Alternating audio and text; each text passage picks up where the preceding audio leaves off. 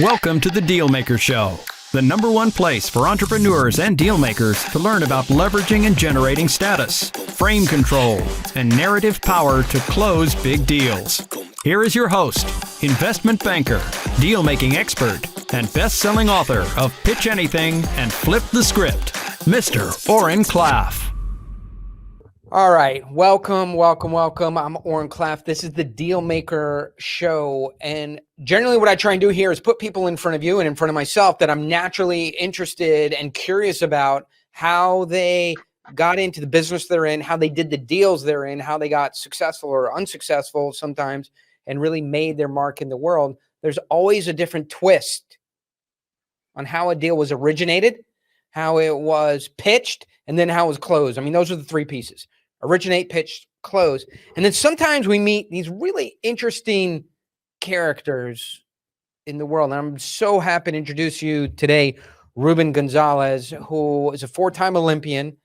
And he may be a different kind of Olympian if you don't know him from what you're thinking. Hey, Reuben, welcome to the Dealmaker Show. Thank you for making the time to be here. For the, two people on earth who don't know your story, just give us a little background on exactly how you got to this position in life. I know you've told it a million times and in front of big audiences, and we're familiar with it, but give us a little bit of background. And I have some questions for you about how you, being a four-time Olympian, and some of the lows and some of the highs, and then how to translate that into modern business today. Yep. And sometimes, you got originate, pitch, and close. And mine was kind of like that when I got started doing the luge.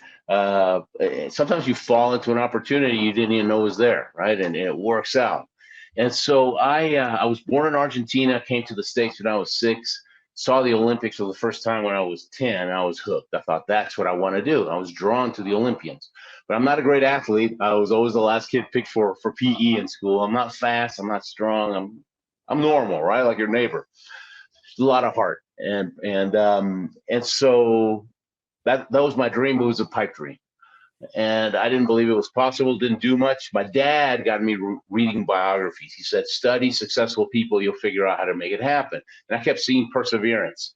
That was the common thread. And so I made a decision, I was already hard-headed. So I thought, okay, I'll develop it into perseverance. And when I was 21, I'm watching the Olympics again on TV. 21, and it's a Sarajevo Games, 1984. I see Scott Hamilton win the gold medal. I thought, if that little guy can win, I can at least play. All of a sudden, I had the belief to go with the desire, and I thought, I'll be in the next ones. I just got to find a sport, and the clock's ticking because 4 years from the next one. Went to the library, got a book about the Olympics, look at the summer sports, and took me 5 minutes to realize there's no way. I mean, you got to be Superman to do any of this stuff. There's no way. Then I started looking at the list of the winter sports, and the analytical side of my brain kicked in. I thought, hey, I'm about to put together a plan for the next 4 years. Probably would make sense to base it on my strength. My strength's not athleticism, but my nickname by then was Bulldog. Kids in high school started calling me Bulldogs. I was so tenacious. So I thought, I got to find a sport that's so tough, a sport's got so many broken bones in it, there'll be a lot of quitters. And that's where my perseverance can stand out. So I headed down to ski jump, bobsled, and luge. I lived in Houston, Texas, by the way. And the ski jump, forget it. I never skied. That would have been suicide. Bobsled, where you're going to find 3 other nuts who want to do that. Luge, you can do by yourself. I wrote Sports Illustrated a letter. I asked them, where do you go learn how to luge? They wrote back, Lake Placid, New York. Called up Lake Placid. I'm an athlete here in Houston. I want to learn how to luge. I'm in the Olympics in 4 years. Will you help me? And the guy says, how old are you? And I said, 21. And he starts laughing. He says, forget it, man. We start them off when they're 8, 9, 10 years old. At your age, you have 10 years of experience. No way. Hanging up's not an option, right? If I hang up, it's all over. So I just kept talking to him, just trying to think of something. And I happened to tell him that I was born in Argentina. Here's where everything changed. He gets all excited. He goes, if you'll go for Argentina, we'll help you.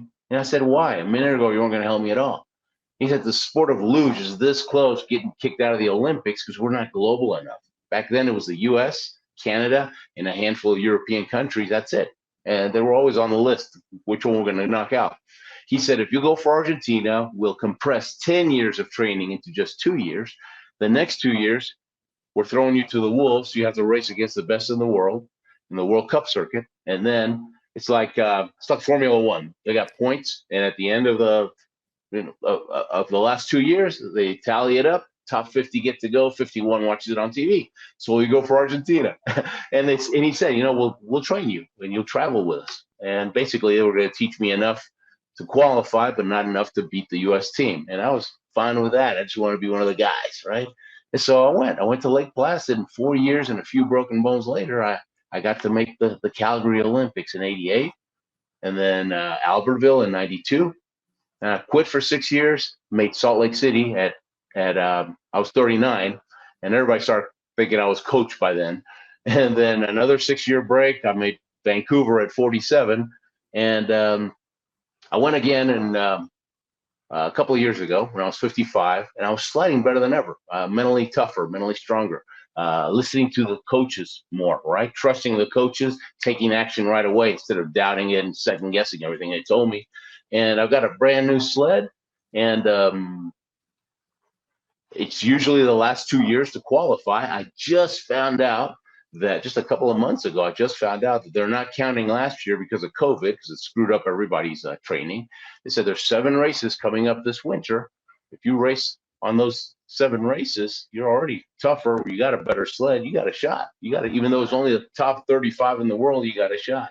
And so I'm scrambling, trying to raise money to go to Beijing, and I'd be 59, be the oldest ever in the Winter Olympics. I'd be breaking a 94-year-old record. So I'm pumped. I'm pumped.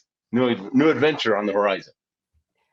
That is amazing. So would you be the oldest, or okay, hold on a second. Let me collect myself.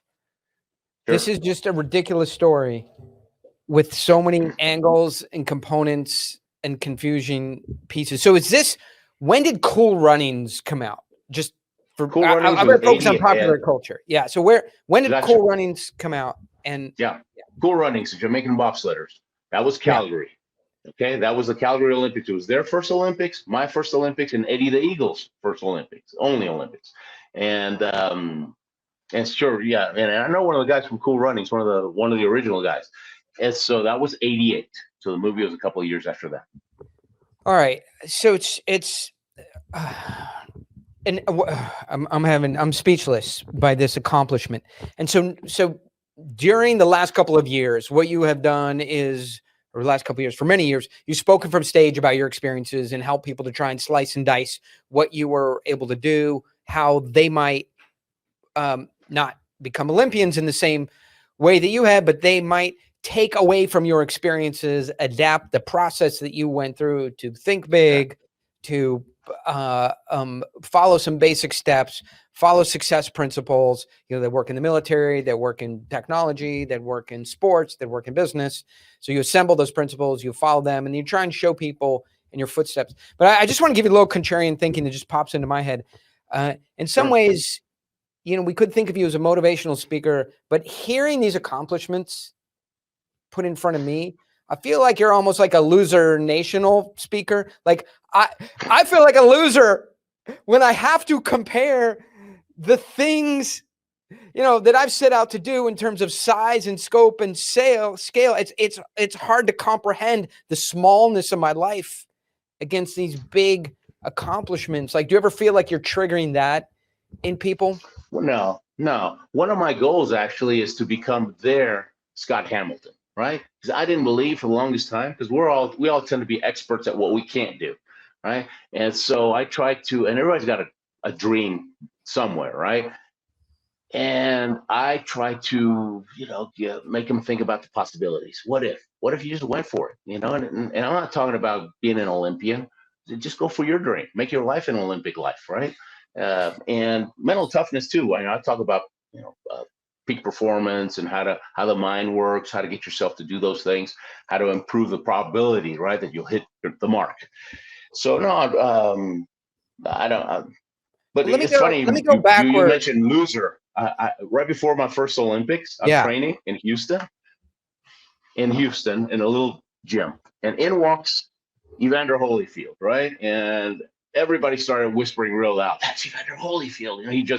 He just had his little Tyson incidents. Back then.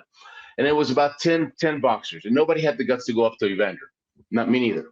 And the littlest one of all, he was about Scott Hamilton size, like 5 foot tall guy. He must have been the flyweight. He starts warming up in a stationary bike. I sit next to him and I start warming up. And I knew he was a boxer, but I want to start a conversation. So what do you do? What's your sport?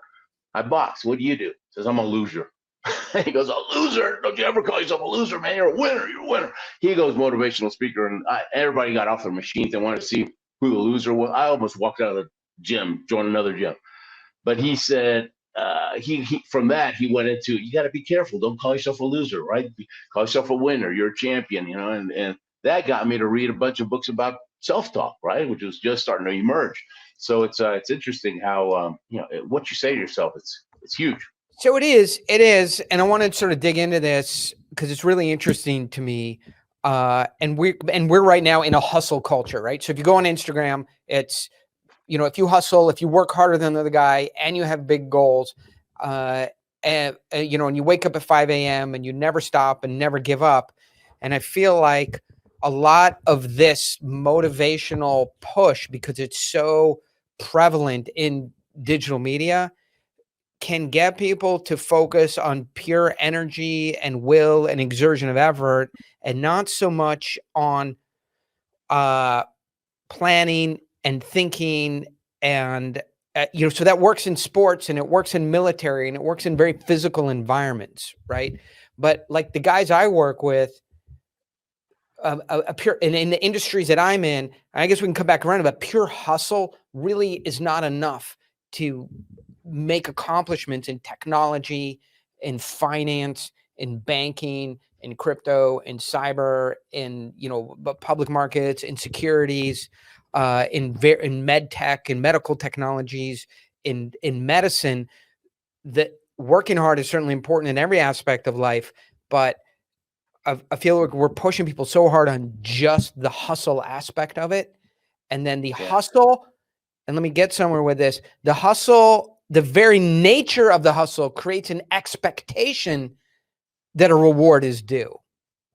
Mm-hmm.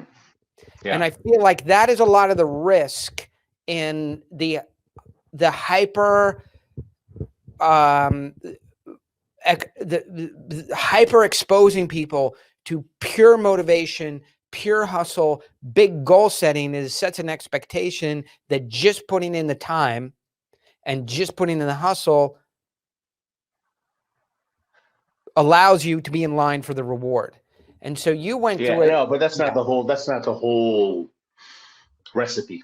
You got to have a coach. You have to follow somebody that has fruit on the trees, right? Not a theorist. Somebody's actually done it, and then you have to open yourself up to their advice. You know, the fact that I was a hardhead, it's a double-edged sword, right? It helps you not quit, but then when coach is trying to tell you stuff, you're always, you know, second guessing and not opening yourself, and that makes you lose time, right? And it makes you get hurt more. But we're in constant. How can we improve? How can we be better mode? The typical training day in the luge. Oh, go ahead. Well, there's so much I want to hear from you in the details. Also, can you get Asher out here? We have I have an athlete here in the office, and we have a 4-time Olympian, and I don't know why he's not sitting right there listening to this. Thank you. Yeah. God damn. So what's wrong with kids today? So, but okay. Well, that's part of the problem. People are not coachable. I've got a lot of military friends, and they say people don't want to follow the leader anymore, right? There's so much information on the internet that they think that all they need to do is watch a couple of YouTube videos and you're going to be an expert. Life is not a do-it-yourself project. You have to follow a champion or a leader. And I've got top coach friends, you know, Olympic and professional, and they say, man, it's so hard to find a coachable athlete these days. In the old days, you know, they were more open to, you know, to your guidance. So I want you to talk to an athlete. I want you to talk to an A-level athlete. He's here in the office here quickly. Can you find something for him to stand on? So he's too short to just walk up and get in front of the camera. But something you said is really triggering me is being coachable, because there is so much stuff on the internet. I feel like people come in and they already know so much. And then when you're going back to the basics and trying to coach them on the basics, they've already been exposed to the advanced material and it's boring. Jump up here, buddy. Reuben is a 4-time Olympic athlete, and wants to tell you something about being coachable. This is going to be really interesting, Reuben. I know you're here. This is a Hey. Okay. All right. Wake up. This is not a tea party here. This is a real coach. All right. This is a hockey player who just made the San Diego Gulls. He's on the A team. All right. Wonderful. And so his aspiration, this is really interesting. His aspiration now is to move. So the A team is then split into a top of the A team and a bottom of the A team. So he's on the bottom of the A team. Just getting to that A team, a lot of what you went through, except the 7-year-old version of it. What do you tell someone who today can watch the videos, watch the NHL, watch the NHL draft, literally, be connected to these sports and know so much about the drills and what's needed and what's next and be so advanced, but really the basics sound boring? What would you tell an athlete today? Because there's one right in front of you. And I got to compete in 4 different Olympics, right? And I have tons of Olympic friends and Olympic coaches, and we all talk about this stuff all the time. And all the top athletes and all the top coaches agree that the basics, you have to be a master of the basics. You don't try to do the fancy moves and the fancy shots and the fancy passes because those are very low percentage shots. You have to get really, really, really good. In fact, I have a friend that's like a 3rd Dan karate black belt, right? Super high belt. Not just the one that everybody has. This guy's, you have to do karate for about 20 years to reach his level. And he says that when you start, a punch is just a punch. You just say, that's just a punch. I got it. Okay, what's the next thing, right? But then after a few years, you realize that a punch is more than a punch. It's something special. There's science, there's theory, there's all this stuff. And then after you're like a 3rd degree black belt, you realize it's just a punch, right? Yes, it's just a punch now why? Because I've mastered it. And he says a black belt is a master of the basics. That's what a black belt is. And so you have to think that I'm going to be a black belt in hockey. I'm going to be the master of the basics so that when strange and weird situations happen on the ice, the basics are going to get me out of trouble. Where the other guy that I'm going against, and he's just been trying to do the trick shots, I'm going to pass him this time because he's not ready for that, and then my basics are going to help him. There was a very famous. Oh yeah, go ahead. Go ahead. There's probably the most famous football coach of all time was back in the 1960s, and his name was Vince Lombardi, and he won more than anybody, and it was because he was Mr. Basics. And in basketball, the #1 coach of all time was John Wooden, and that's all he talked about. And so I get my kids to read Wooden and Lombardi, so they'll see that I'm not making this stuff up. The best of the best teams of all time, they focus on the basics. It's funny, actually. I interviewed a guy who coaches Formula One drivers, and I wanted all of sort of his mental tricks and, for him to share all the things that he has to do with Formula One drivers, because we hold them on a pedestal that's higher, than just a normal athlete. Because, they're going 300 kilometers an hour around turns and they're having to process so quickly. And the whole conversation was they have to wake up in the morning and write down all the things they're thankful for. They have to focus on the basics of their training. They have to try and hit their last, the speed that they accomplished last month before trying to push it forward. I mean, it's like nothing fancy at all in Formula One driving, which is the fanciest sport of any sport and most demanding of any sport on earth. Although I think you could argue that it's the luge. And so, all right, thanks. I'm going to send the kid packing here. He's got to eat lunch and put on some calories. But anything else you would tell? Buddy. Is there anything else you would tell an athlete today? Right. So, what are the cultural challenges you see for athletes today that have changed from when you were coming up through the system? I mean, right? Because you think of it now, they have Instagram, they have Netflix, they have distractions. They're know-it-alls. They think they've arrived, they're ripe, and the step after ripe is rotten. You have to always stay green. In fact, I've been a professional speaker for coming up 20 years. Okay. Just in a couple of months, and I'm about to do my first TED talk, and they have a couple of coaches that are, speaking coaches, and we're running through it. And I welcome that, right? I'm thinking, great, I'm going to get some more coaching. It's going to hopefully take me to the next level. And many speakers might say, hey, I've been doing this for 20 years. How long have you been speaking professionally? Well, but they're going to teach me the nuances, right? Or remind me of things that I may have forgotten. So yeah, I'm always looking for somebody that can take me to the next level. I mean, that's my secret to success. It's not, it's who you surround yourself with.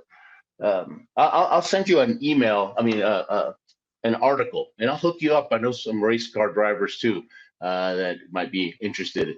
I spoke in South Africa about 15 years ago, and the guy that brought me in, he owns a big insurance company there. And I spoke for all his people, and his son was doing karts, right? Racing karts. He was probably 8 years old at the time. And then a couple of years ago, I'm speaking in Indianapolis. That's a kart racer. Yeah. Are you really? Yeah, he just took third. Okay. Just took third place in his first race. So that's his other sport. Oh man, that's awesome. So a couple of years ago, I'm speaking in Indianapolis, and I always go to the Indy 500 Speedway. I just love that museum, and I'm shooting pictures and posting them. And they've moved since then, they've moved from South Africa to England. His dad sees my pictures, and he says, hey, he's right there, okay? He's actually training. Somebody got sick, and he's taking the place of somebody in a kart race in next week, and they're fitting him for his new seat. So he's sitting in the mold. So they got me into the pits, and I got to see him. Now he's a grown kid, right? He's like 21 years old. I remember the little kart kid, and now he's driving these Formula One cars. I couldn't believe it. And he's got a really good show on YouTube. I'm going to hook you up with that too, and because he just learn as much as you can from other people, but never think that you arrived. Okay, that's really LeBron James is still trying to learn. LeBron James is still trying to be better.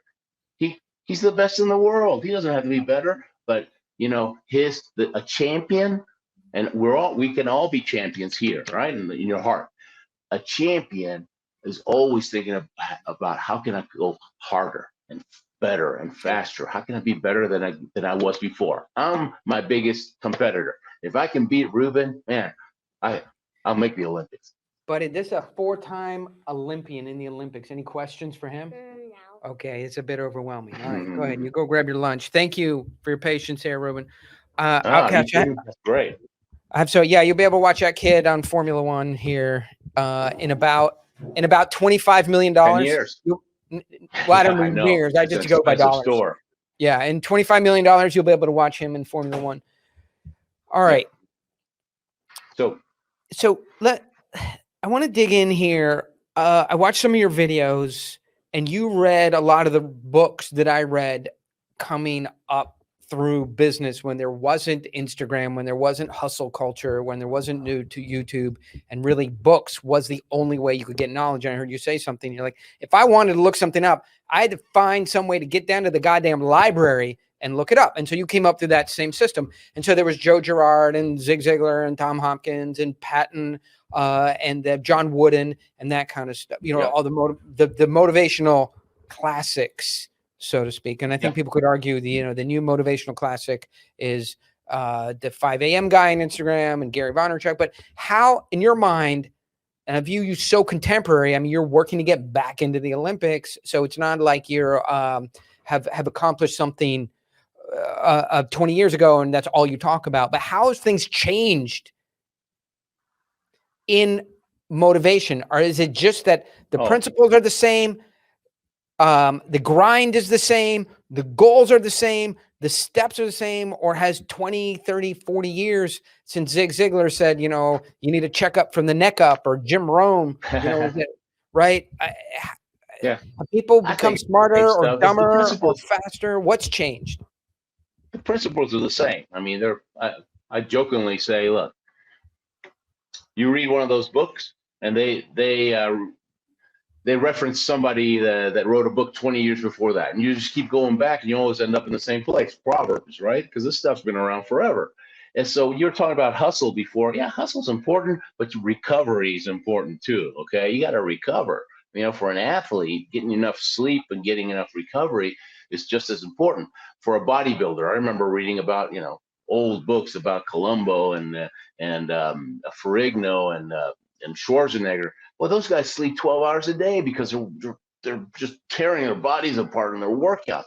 And if they don't get that recovery, the body is not going to rebuild. So that's important. Can I put some pressure? Yeah, I totally agree with you. I read that LeBron James sleeps 12, 13, 14 hours a day. One of my best friends sponsors some triathletes. Those kids have to sleep 15, 16 hours a day. Really? Wow.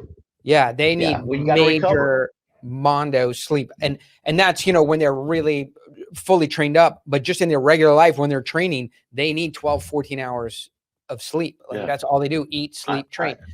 People think that an Olympian is supposed to look like Mr. Olympia, but we train muscle specific, right, to the muscles that we're going to need. And right now, these days, they don't even want me to lift weights. They say, no, you need to do yoga, man. You're too stiff from sitting in that, your desk writing books all these years.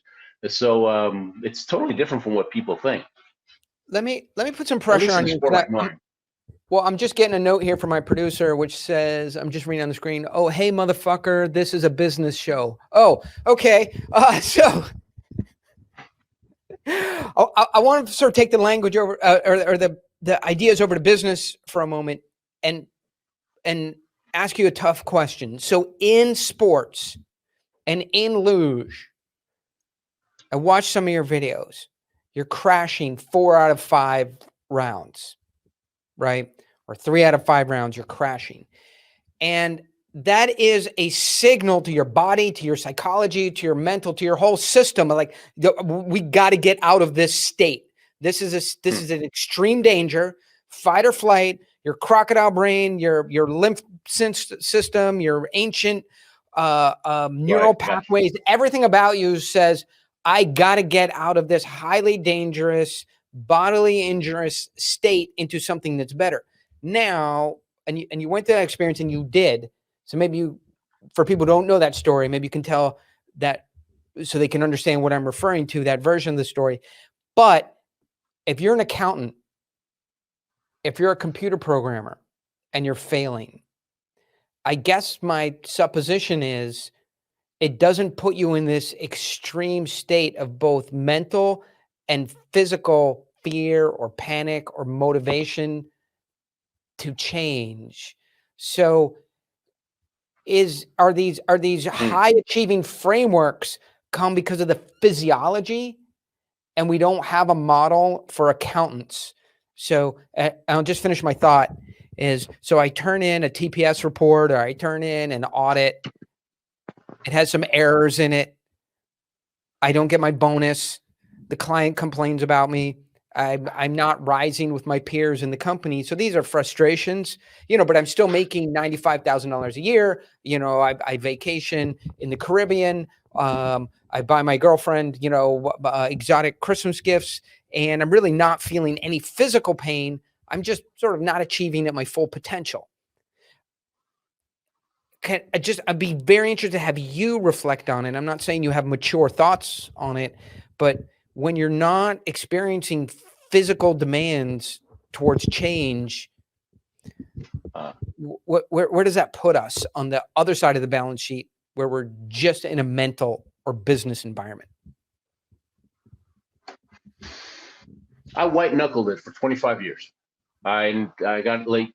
I got started so late that I was scared. I wanted to quit after every run, and I'd pick up the walkie-talkie, because there's walkie-talkies, to talk to the coach, and he'd get me focused again, right? He'd paint that picture of the opening ceremonies. He'd get me focused on the dream and not on the. But he also told me what I needed to fix. And it wasn't till, and I'm not even sure if I'm answering this question for you, but I want to run this by you, and I think it's going to lead somewhere good. Couple of years before my last Olympics, Vancouver, when a coach told me, I can't believe you're still scared after all these years. I mean, what's going on Yeah. in your head? And I told him, man, as I go see those walls going faster and faster, I get tighter and tighter. I'm surprised I can't even steer at the bottom of the track. And he said, luge is not even about speed, okay? It's about who has the best time. All right, you need to put up blinders like a horse. You're just going to focus on a spot 30 feet in front of you, and your mindset's, what do I need to do in the next, in every section of every curve to ensure I'm going to have the best line is going to lead to the best time, okay? The walls, don't look at them because they're hurting you.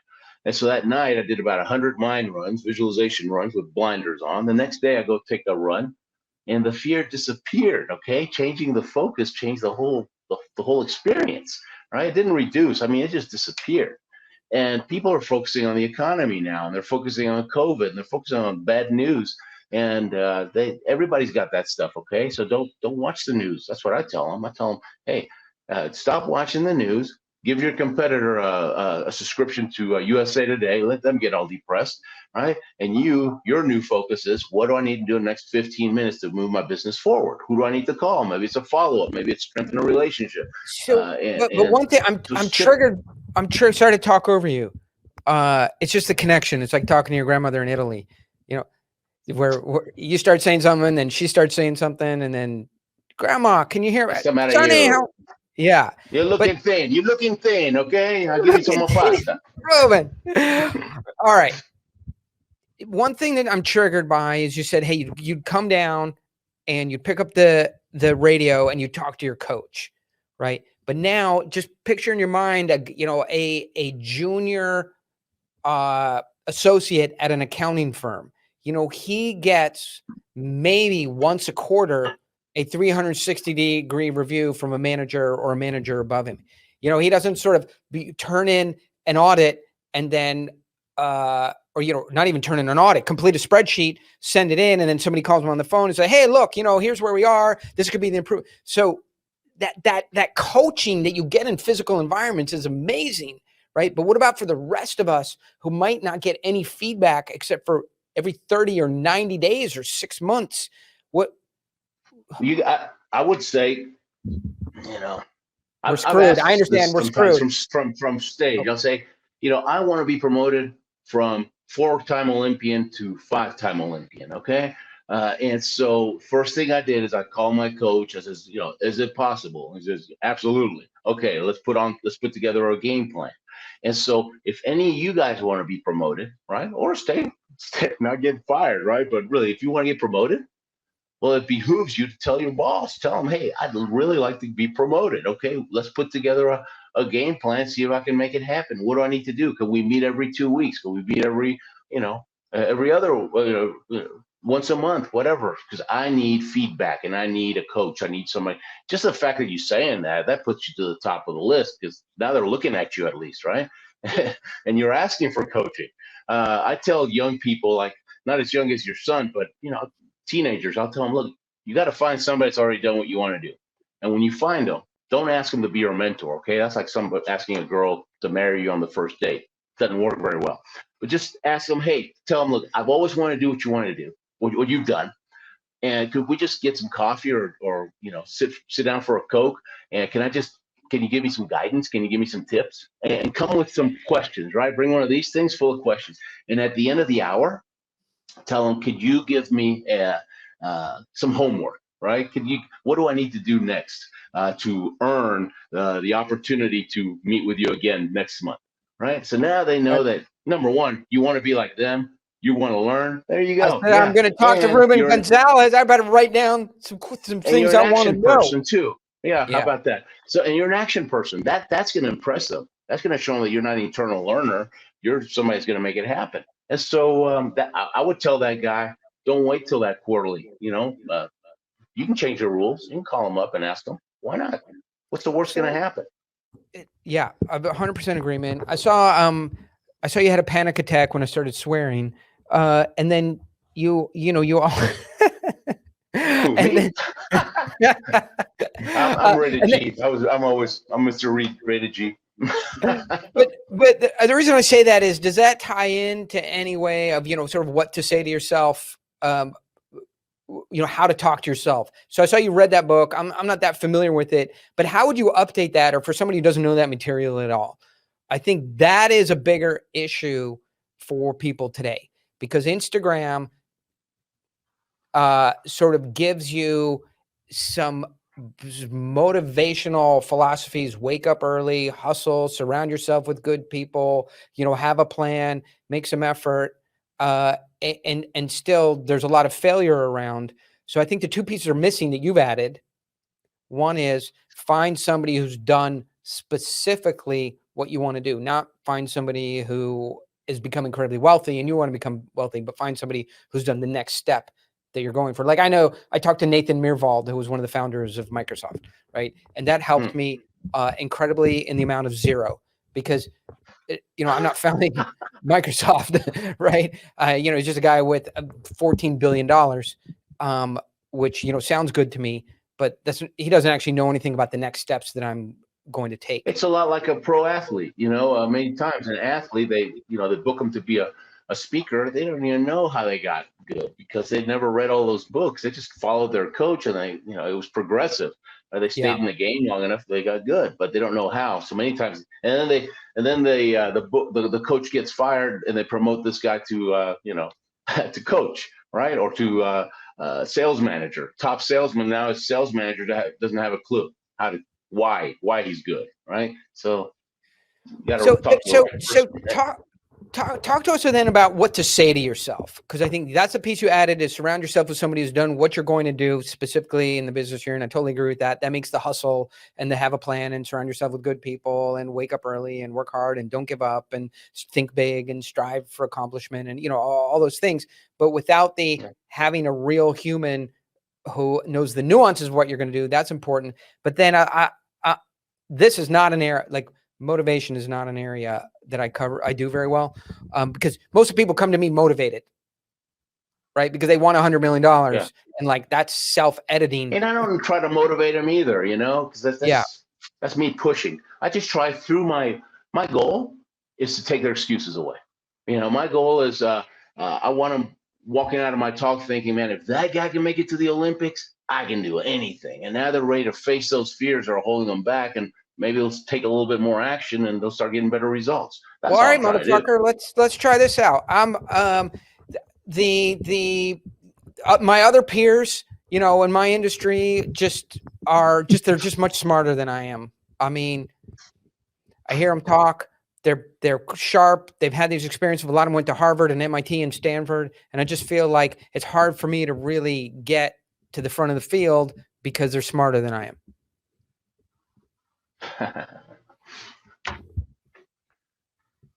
You don't need to have a degree, right? Jobs and Gates and Dell, all these guys, man, you have proven that a degree is not a prerequisite to building a huge business, right? And so don't let lack of education hold you back. So my favorite biographies, my dad got me to read biographies when I was a kid. My favorite ones were people that had to overcome challenges to reach their goals. Why? Because it gave me hope, right? I mean, everybody told Patton there's no way he's going to move those armies so fast. And he said, watch me, right? And he did it. And Helen Keller, right? And Ford, he had all his engineers were telling him that you couldn't build an 8-cylinder engine in one block, and they said, "Okay, so you have 6 months to do it." I love that.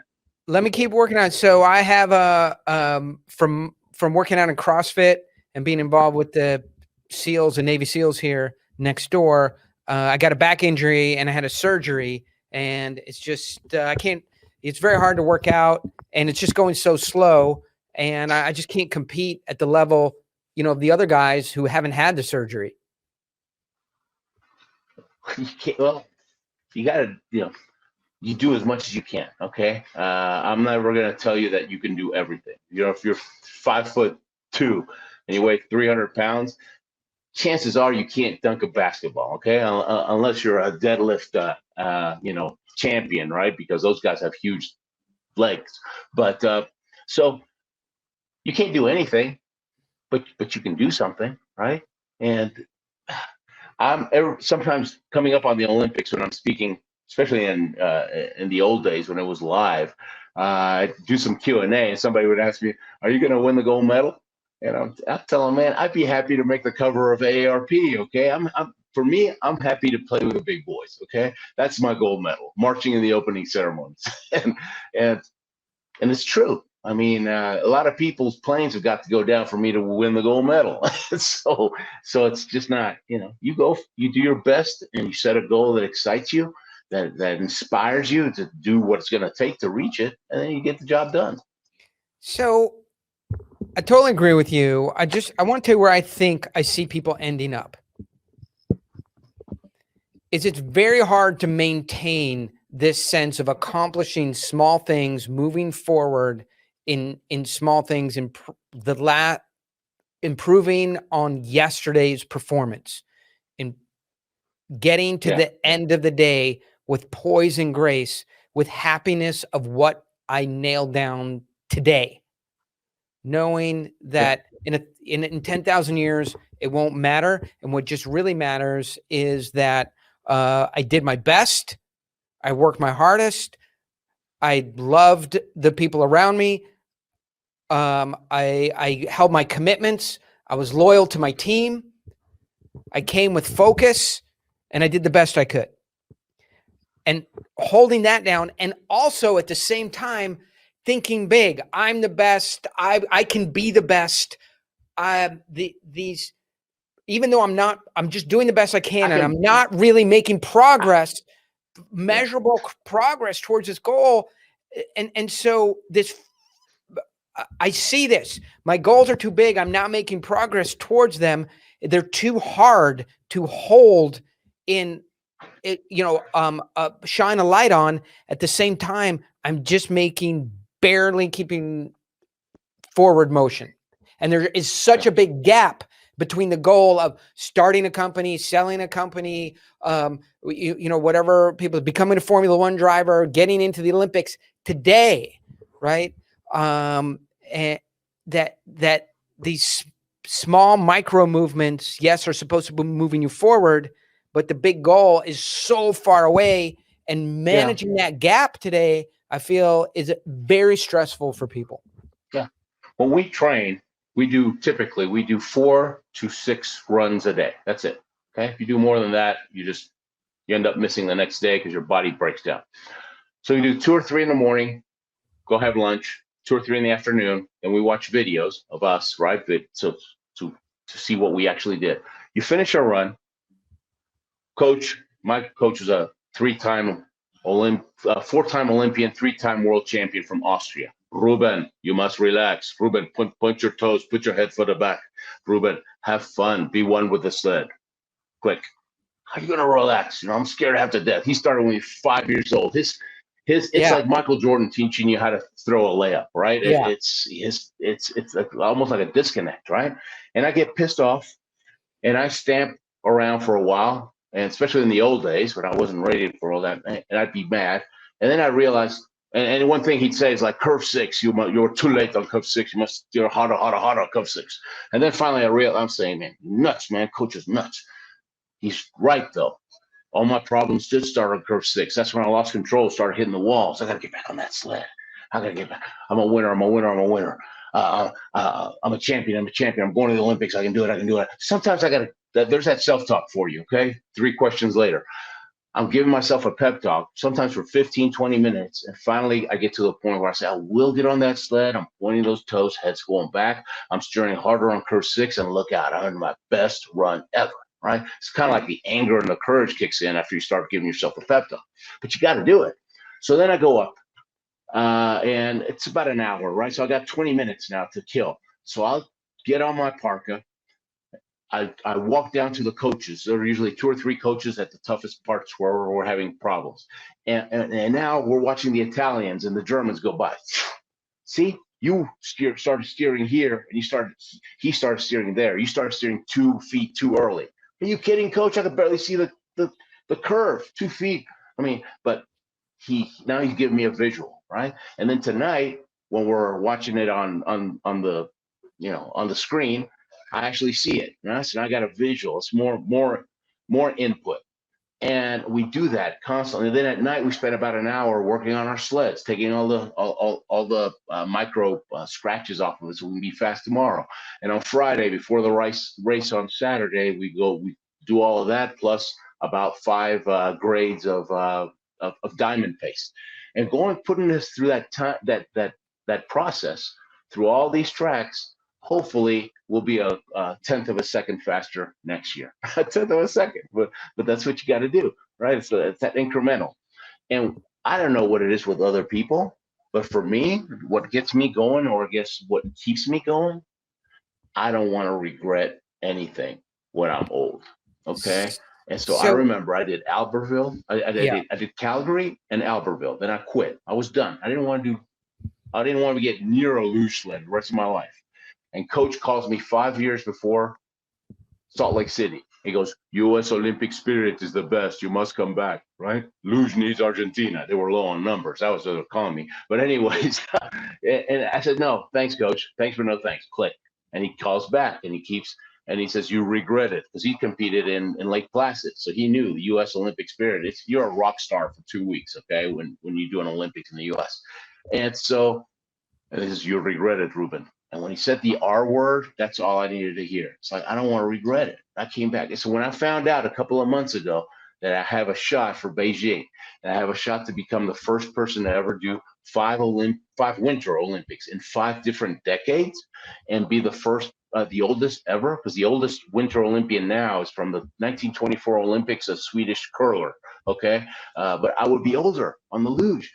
Right? So I'm willing to give it what it takes, give it all I got. Let the chips fall where they may, because I can't control that. I can only control what I'm going to do. And then whether I make it or not, I won't have regrets, because I will have given it everything. It's amazing. That's what keeps me going. I want to tell you something a little bit awkward, but I love you. I love you. You're so good. By the way, if you see those curlers, just tell them Oren Klaff said that if you can't get injured, it's not a sport. Okay. Sorry. Right. Well, 2 things, like I give luge a bye, but generally if you can't get injured and you're not there to impede somebody else's progress, then it's not a sport. So sorry, tennis, not a real sport, and golf, but luge, because you can get injured so dramatically, I do give it a pass on the impeding somebody else's progress, because that would just be very chaotic. Oh yeah.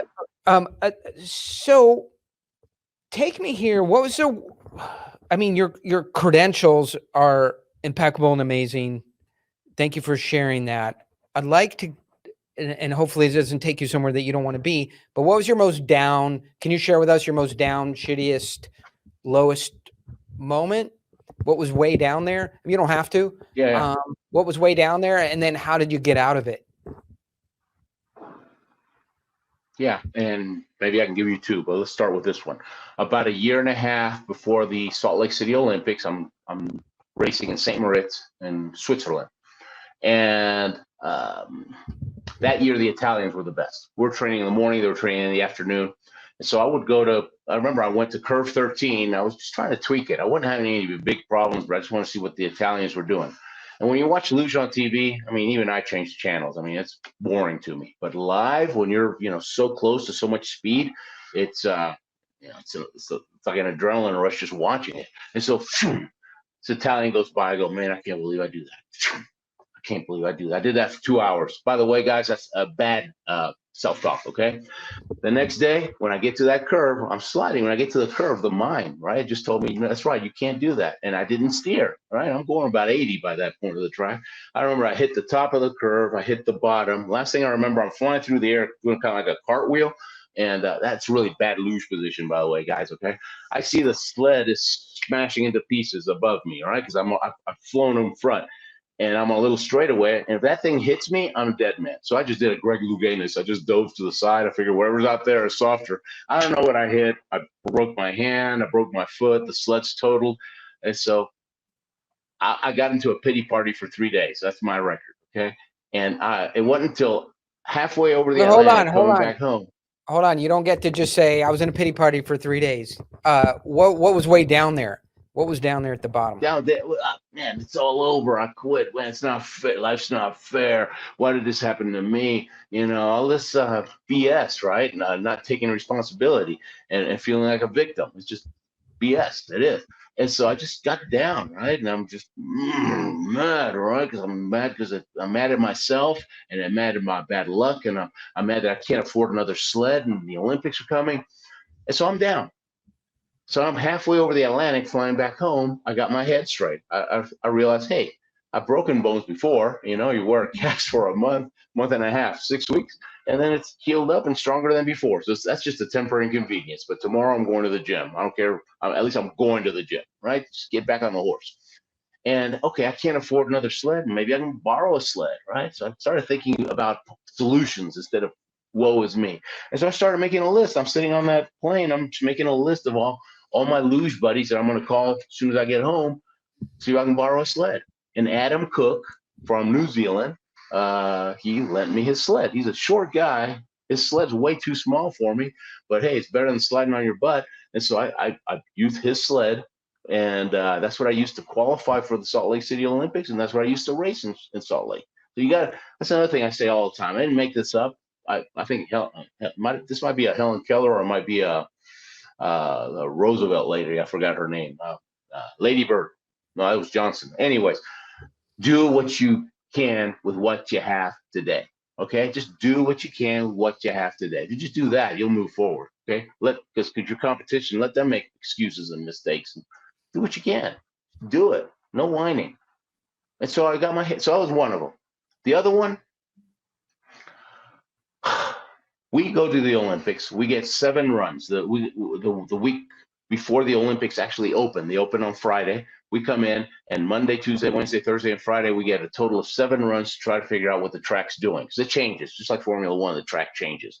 And so we got to figure out our game plan. What kind and of we were up in evil? What kind of evil sorcery is that? Like I understand Formula One, you have 4 tires, you have radar, you have GPS, you have a team, you have cars going before you. You're on pavement. I understand they trade. You're on that track probably 15 times a year anyway. Up and down it. You spend an hour on the track going around and around. You have 60, 70 laps. But who changes a luge course? Fuck! Like, that is terrible. I know. That is. I know. See, there's not a Zamboni for luge, okay? It's made of ice. And so terrible. No, but they change it. And they'll actually, believe it or not, they'll actually. I don't think they do this at the Olympics, but at World Cup races, they will put a bump. The home court guys will put a bump in somewhere on there, and they know where it is. Nice. And so everybody walks the track, and we're looking for the bump, right? Because coach says, there it is. Okay, when you hit that bump, just be really relaxed because your legs are going to pop up, but just keep going straight and then keep driving. And so you got to do your due diligence, right? And so we do that. We'd get our 7 runs. Friday was going to be our last 2 runs. And they said, look, we're up in Whistler, 2-hour drive from Vancouver, where the opening ceremonies are tonight. And tomorrow we're racing, okay? Because we race 2 runs on Saturday, 2 runs on Sunday, total time. So being good is not good enough. You have to be consistently good. First time I had a clean run was 2 years into doing the luge. Clean run means you didn't even brush any walls. Doesn't mean you're fast, but it's a big it's a big step, right? In your luge career. I go to coach, I had a clean run. He doesn't even crack a smile. I go, coach, I had a clean run. He goes, good. Now you know it's possible, but good is not good enough. 4 in the Olympics. Come on, coach, give me a little smile. Nothing. I mean, this he's like Patton. Okay, he really is. And so they told us, as soon as you finish your last run, get yourself dressed up because there's going to be buses picking you up to take you to the opening ceremonies. There's no time to waste. So I'm ready to go. I just finished my last run, and we're watching Nodar from the country of Georgia. He's coming in, and we're watching him. We're at the finish where your sled ends up, but the actual finish line is about 100 yards down, so we can't really see him there. So we're just watching on the big screen. And Nodar, 21-year-old kid from Georgia, he's nailing it. Okay, and I'm standing next to his teammate Levon, and just flying. And then on curve 16, final curve, he goes in late, doesn't correct, and then he goes up and down. You start looping when you don't, right? And then he overcorrects at the end, hits the inside wall, flies into a post, dies instantly. Okay. Few hours before the opening ceremonies. Wow. First thought in my mind and everybody else on that track was, I didn't know that was possible, because none of us had ever seen anybody fly out of a track. Next thought, that could have been me, right? And now we're trying to process it, and they're herding us into the trucks, into the buses, and we're heading down. And ABC, CBS, everybody wants to talk to Reuben because I'm the easy one to find, right? And it's just going on. After a while, I just shut it off because I'm just still trying. And do I race tomorrow? Do I even march tonight? I mean, will that be disrespecting Nodar? I mean, that's the main thing that was going on in my head, you know, because he actually helped me come back that time.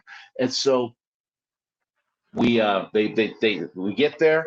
They shove us into the stadium. We're walking in the guts of the stadium. So they got Argentina, Brazil, Chile. They got it lining them up. And on the inside of the stadium, they're doing all the dancing, the opening ceremony. I'm still trying to figure out. And I'm looking, and I happen to look inside, what was going on, the pre-show.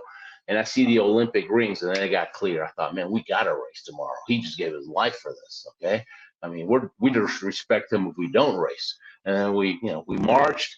And then we raced the next day. You just do what you got to do. But those two were my lowest ones. One for me and one for someone else. Thank you for sharing that. I didn't mean to take you back into down the wrong part of memory lane. Just really quickly, and then I have a question for you. And I know you're getting the hook on time. What highest moment? Just the biggest memory of your entire career. So, are the biggest moments the true reaching the summit, or when you think back, is the biggest moment when you didn't quit? I mean, what were, how do you think about the biggest high? Opening ceremonies in Calgary was amazing because, that was the first one, right? Calgarians, they're so happy people, right? They're just very friendly, and it was a big party over there. So that was huge. Reuben, it's supposed to be. I got on Oren's podcast. I couldn't believe it. I never thought I would get on it. Highlight of my life. Remember? Oh, sorry, I blew it.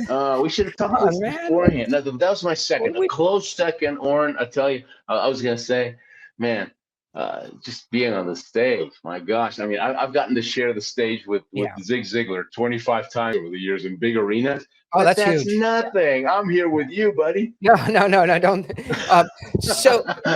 So take us to that larger than life moment, right? And I've had some larger than life moments. I mean, the first time I got on stage, there's 5,000-6,000 people in front of me. It was super scary. My arm was like, I was like, why is my arm move? You become hyper self-conscious, and you're like, what do I do with my arm? It's just like sitting down here, like, arm, do something. And I'm like, and just you're. So when you get up on that stage at Calgary, you have the attention of the world on you in that special way because, it's just joy.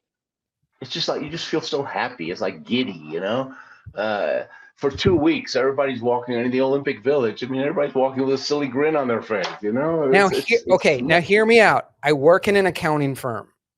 There's no award ceremony. There is no gathering of the peoples. ABC News is not going to come interview me. I think about this all the time because you have that oxytocin, right, which is released in your blood when you're on a team sport. We have some team players here, professional soccer players, and my son is on the San Diego Gulls and that kind of thing. You have this oxytocin which releases, and it gives you these highs from being on a team or being part of a big effort and winning, or being part of an accomplishment. And but when you're an accounting firm and then you go to the gym and do some, CrossFit, and then you go home and watch something on Netflix, and then the next morning you wake up again, like where can it ever come from? If you're not an athlete. I don't know, but part of it was relief too.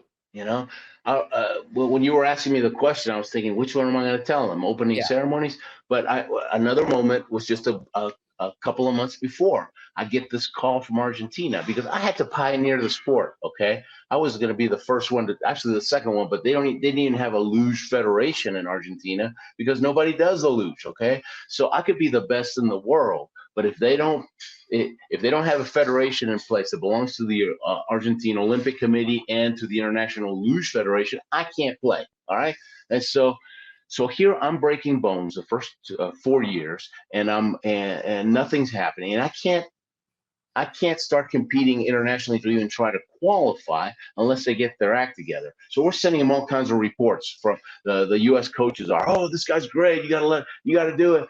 And finally, they just added luge to the ski federation. That's how they did that. So I get this call in December. I'd already qualified, but I didn't even know if they're going to send me. Okay. And I get this call, and by now I'm starting to, the Olympics are in February. I'm starting to get scared. Right. And I get this call, and the guy says, "What's your shoe size? What's your pant size? I thought, oh my gosh, I'm going right. They want my uniform size, right? And nothing fit, but it didn't matter. And so I got goosebumps everywhere. So I guess that was more important when I got the call.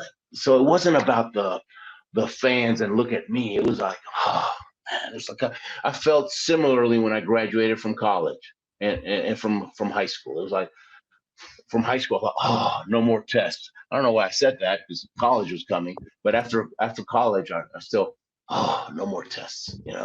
So I was terrible at tests. No, I think so that relief and happiness combination. Yeah, there's other wins, and it's amazing that your dad left you this massive trust fund. And you were able to fund your career through all these riches. That I know he was a software mogul. But what about normal people? Right. No, my dad was a chemical engineer. I mean, he always supported everything I did, all my harebrained schemes. He was behind me, all right, and which is great. And my mom helped me learn how to dream. She said, "Look, your great grandparents left everything behind in Italy to come to Argentina, because back then, turn of the century, it was the U.S. and Argentina were the two rich countries. So Southern Europe mostly went to Argentina, and Northern Europe went to the U.S. And then we left everything in the 60s because, it was getting really bad in Argentina. We left, took a big chance, came to the States, and so she would teach me how we're dreamers, right? And we're willing to trade something, trade something good for the possibility of something better. There's no guarantees, but we're going to go for it. And we lived in Houston because I was an oil brat, my dad being a chemical engineer. We're in Houston most of my life. I couldn't stand the heat. Just couldn't stand the heat. And moved to Colorado about 10 years ago, and it's heaven now. I mean, so I wish my great grandparents had just moved to Colorado Springs, 150 years ago. Would all save some time. But my mom taught me how to dream, and my dad was the engineer that said, "This is how you're going to get there." He helped me with a plan. That's awesome. Yeah. Thank you for sharing that. And so money actually can be a negative equation. Sometimes I say my son would starve, if we didn't come home with a fridge and cabinet full of food, because nobody to go cook him dinner. He's a good kid. But I find myself scrambling now. I'm trying to raise $70,000 in the next 6 weeks to. All right, well, let's figure out how to help you. No bucks, no Buck Rogers. Give us one thing, and then I'm going to point everybody in your direction. Give me the Reuben Gonzalez wake up and the routine or the next steps or the things that happen. Eyes pop open. It's a new day. I know you grab on your phone, you doom scroll on Instagram, for 10, 15 minutes. You text memes to a bunch of your friends. You check the news to see what's happening in Afghanistan. And then you take a long hot shower. And what's next? Did I get all that right? Oh yeah, boy, you've been putting spy cameras in my house? No. Hardly ever watch the news. I've got a friend. I used to tell him, look, across the street, friend says, look, if the Nazis are taking over again, or a hurricane's coming, because we lived in Houston, you gotta let me know, man, because I am clueless because I don't watch the news. We're never taking the news, right? They make money two ways: make you mad, make you scared. Neither of which are good for business. So lay off of that. So eyes pop open. Eyes pop open. Eyes pop over. I work out. And my workout now is I just follow the coaches, yoga stuff, stretching. Hold on, you don't get to do that. Excite Eyes me. pop open. Do that. The clothes are somewhere else. There's coffee, there's food, there's wives and kids. Like, what really happens? What happens? I get up, I'll go, I feed the dogs, I make myself a cup of coffee, I go downstairs to my office, I start, just a stretching workout, and then I read a little bit, right? Or I hardly ever listen. I'm more of a reader. I'll just pick up a book from my bookcase, right? Something good, something fun, positive. And then I just hit it. I go to work and I'm trying to get the next gig, right? I'm in sales. I'm a professional speaker. That means, if you're a professional speaker, you're probably broke, okay? And so I'm not in the speaking business. I'm in the marketing Ruben's speaking services business. Big difference. So I'm just, making calls, calling, and trying to book stuff and trying to figure out ways to help my clients, hit their goals faster. And maybe there's a win-win, how we can work together. And so that's what I do. And then in between, we homeschool our kids, right? So in between, we'll do stuff with my kids. And I always told them, give me 90-minute chunk. How old are these kids? Our daughter's 21. She's a senior in college in Chicago now. And our son, he's 16. He's gunning for the Air Force Academy. He wants to fly jets and be an engineer. And I think he's going to do it. He's got, he's top notch. And so ever since they were little, I would tell them, look, you get no interruptions for 90 minutes, okay? Because I learned this from Edison, 90-minute chunks, work on one thing. And so after 90 minutes, you got me for 30. We can do whatever you want. Play games, whatever. But then I need another one. If I can get 4 of those 90-minute chunks in a day, I had a pretty good day because it was 40, 4 very focused chunks of time. So that's a Reuben day usually, and that's what I do. If I'm traveling, you try to work some of that stuff in, but travel kind of throws everything, out of whack. And now I just got off the phone with this big corporation, and it looks like there's a chance we might be putting something really big together, where it might take care of a big chunk of this 70 grand. Great. When we get off, stay on for a second. Maybe I know them and I can put in a good word and nudge them forward, or know somebody who knows somebody. But I know you made a bunch of new fans here today. That's for sure. You're an incredible person with very straightforward, very precise in the way you think. I mean, the word is not even positive. I think that's just minimizes how you've structured your mind in so many layers to protect yourself from getting anywhere distant from your goals and objectives. It's just really incredible to hear you talk and break down some of these experiences you've had, but also how you think about things in the moment. I really appreciate you sharing that. And if anybody, stayed through this and listened to how you put your thoughts together and how you structure your thinking in your mind, I know they'll improve their lives demonstrably just from hearing you. And I can see why companies want you to come speak to them. I was also trying to get that gig, by the way, but I can see why they said, hey, we're considering some other speakers, and I found one a little bit better than you, Oren. So no, but I do. I'm getting the hook on time. Where do we go to support you if we're listening to this? Oldest. I'm trying to become the oldest Winter Olympian. So how about oldestolympian.com? Oldestolympian.com. It's a GoFundMe, but you're going to get something back. You can get something pretty cool back. So hopefully you can even get your picture on my sled, and we can ride together in Beijing. That's one of the things you can get. And amazing. So go oldestolympian.com. Hey, Oren, that was fun. Come visit me in Colorado Springs sometime. Okay. I'd love to do that, Reuben. Thank you very much. We're going to wrap up here. Like this, leave your comments, go to oldestolympian.com. And wait, did I get that right? Yeah, oldestolympian.com. Yeah. Oldestolympian.com. For a minute, my mind was like oldest and best Olympian.com, but it's just oldestolympian.com. Head over there. I'm going to go over there. Thank you very much for being here today, and we will see you next time. Thanks again, Reuben. Take care, man. Good being you. Bye-bye. Hey, thanks for listening, and be sure to stay tuned for more great content from Oren Klaff. If you want to get daily insights and additional assets, go to orenclaff.com/daily and sign up for a 7-day trial of the Daily Dealmaker. See you next time.